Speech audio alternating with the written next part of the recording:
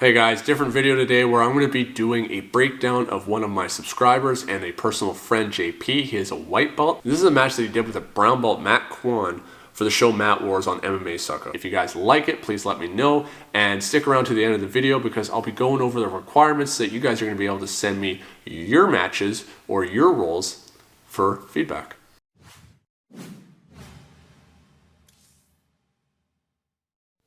All right, so Matt looks for an inside leg trip and then gets a strong grip on the collar and chooses to pull guard. The first mistake you make, JP, is you let him keep that grip too long. He's controlling your posture and he's able to push and pull you effectively. Then he gets his right foot on your bicep and you let your left arm dangle too much. And we want to look at anchoring it to put ourselves in stronger alignment. You let it dangle for a bit. You tried gripping something before here, so you're thinking about it, but we can never let this hang here. So from this position, I'm either going to look to make sure I'm gripping low, not up high here. This doesn't do anything for me. It just encourages my elbow to be open. Gripping down low and closing this elbow. If he's out here, at this range is effective, I'm looking to back up slightly and just at least close the elbow here, even if I can't grip. Closing the elbow, gripping the pants. I can also look at trying to bring my knee up through the middle to help shut down any ability for him to possibly put me in a triangle or break my alignment. But you manage to get your left arm underneath and you start looking for a pass. One of the problems is dead toes here. So you're unable to drive forward. And dead toes is actually going to get you in some trouble here. So here you're lowering your center of gravity, sitting back. Matt has that grip on the collar, so he's able to use that to frame you out. And he ends up performing a technical stand-up, getting to better base than you, and then knocking you over. So right now you're dead toes, and your heel is turned in a little bit underneath your butt, so you really have no post behind you. And so I'll just show how to fix that quickly. So in this position, you just went dead toes and you fell over conceding the sweep. So as there's a race for base, I cannot be dead toes and with my foot underneath my butt here, I have no post behind me as Kevin performs down at the stand-up. This is what happened when Matt Kwan pushed you over. Make sure that when we're in this position, live toes, even if I'm on both knees or up on the one, and my foot's angled out. I can be live toes here, but you can't even see my foot because it's underneath me. Still no post behind me. Turn the toes out like this. It's like I'm starting a sprinting race, and this is the way I'm going. I need to make sure I'm here, so as Kevin technical stand-up one, I'm gonna have better base than him the whole time, so he's never gonna be able to actually beat me on that. Worst case scenario, he does manage to stand up, but there's no way he can knock me over because I have my post at the right angle to oppose his force vector. So here you perform some excellent guard retention, just managing the range, backing away from him. Here you even build up again to create more mobility in your hips. Matt manages to pin you, you lock him into a half guard, and you start pulling him into a deep half. And so something that Matt does a lot is he likes to get really high over the shoulder line and pull his stumpy little legs out. And so we're just gonna go quickly over a video of how you could escape out the back to retain guard. Okay, so in this position, Matt Kwan had a very high position on your deep half guard, so you're not actually supporting any of his weight, and so it's gonna be very easy for us to move. He was trying to grip up here, and what he was looking at doing is externally rotating your hip and just performing a high knee, and he just landed in side control. Because he's not dropping any weight on you, you have the ability to create mobility in your hips. And so from here, take this arm, bring it underneath, supporting with the elbow, and as he's pulling up on your leg, you're just gonna look to spin underneath and put your knee in here, creating a frame. And all I'm looking at doing is accessing this leg as a lever by pushing away, replacing frames however I want, and circling underneath. So one more time. Here, I don't have the ability to be able to actually advance in any kind of position here, turning into him. So I'm just gonna spin through on my back and retain guard. And so Matt's able to go straight to mount because watch how your knees come too close together pointing towards him. There's no frames in the way. So you want to try and keep that right leg up against his hip just like you are there with your left leg to check the hip and make it hard for him to go to mount. Here you almost get armbarred, but you make an excellent judgment call in the moment. So here you're holding onto his arm and you extend away and there's nothing there. So there's poor structure and you have poor base with your legs because they're not actually in contact with the ground. They're fully extended away from you. So your alignment's compromised. We want to try and keep a stronger knee-elbow connection.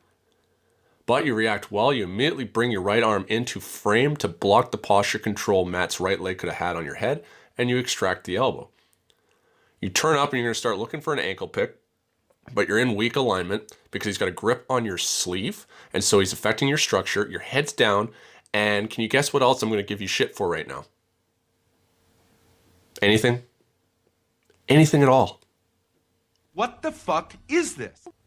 And so while you have excellent lever control with that ankle, you're unable to generate maximum force and make use of it. Now, your wrestling is paying off. You go back to back with your peek out attempts here, and you actually manage to pull the second one off.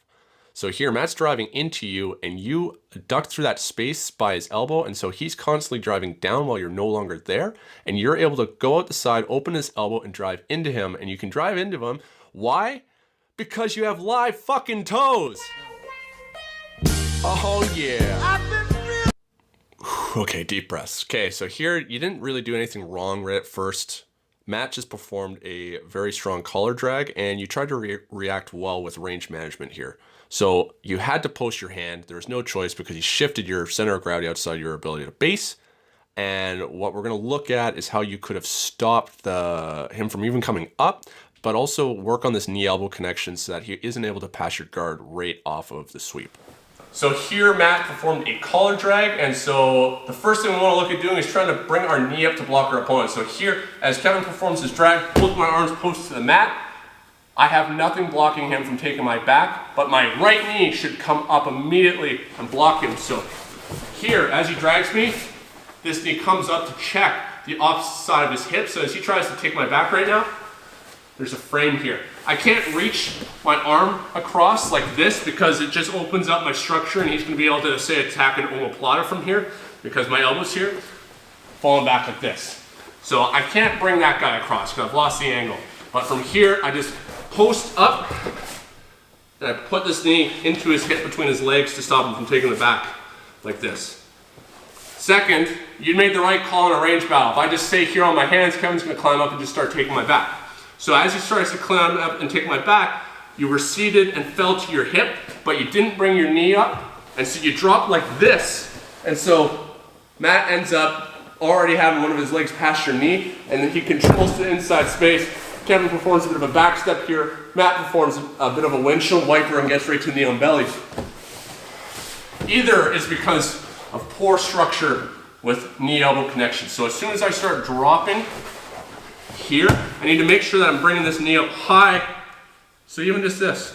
Now as we start falling down, I bring this knee up high so it's also a frame. If Kevin tries to control inside space here, even if he brings his knee up and over, he has poor base and he's not controlling that inside space. We can't allow separation of the knee and elbow to happen because then we're in poor alignment and our opponent's going to be able to control inside space and pass our guard.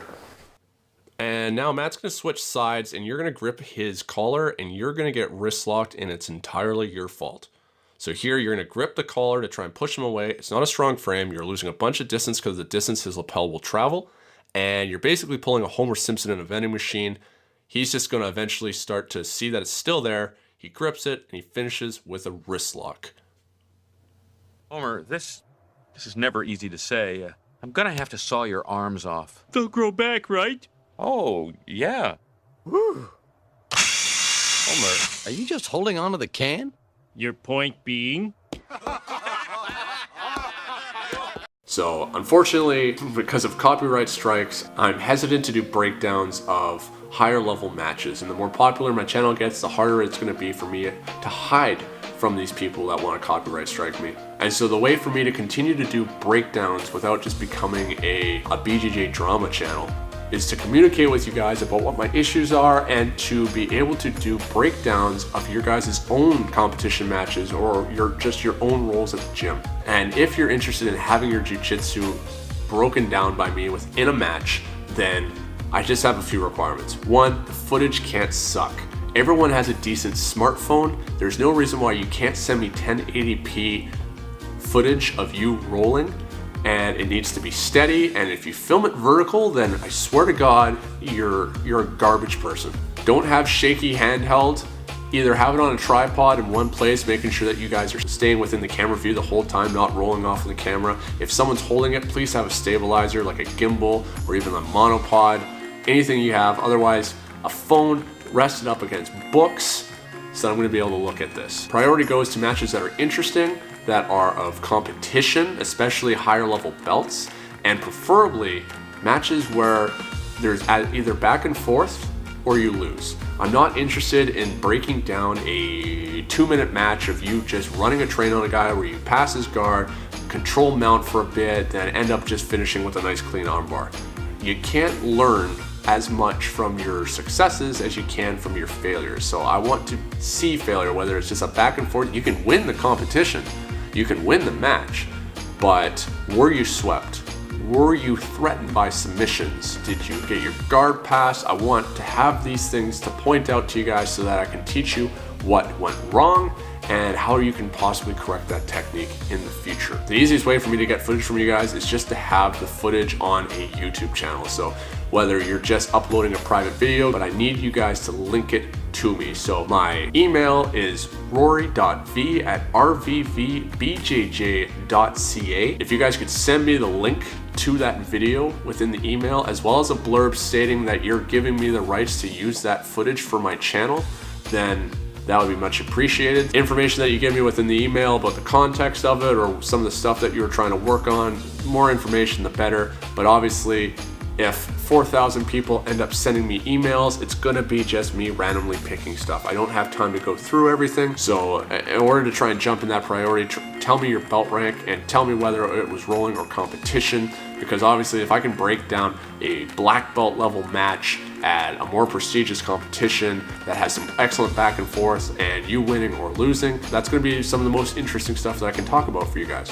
But don't fret, because even as a white belt, I think there can be value from other white belts watching me go through your footage, or even for black belts. If you're not as used to the conceptual language that I'm using, then this is going to help you be able to analyze and provide feedback to your own students if you get used to watching what I'm doing and what I'm pointing out that are common mistakes for the white belts. Once again, I hope you guys enjoyed this breakdown, and I hope you guys look forward to seeing more in the future.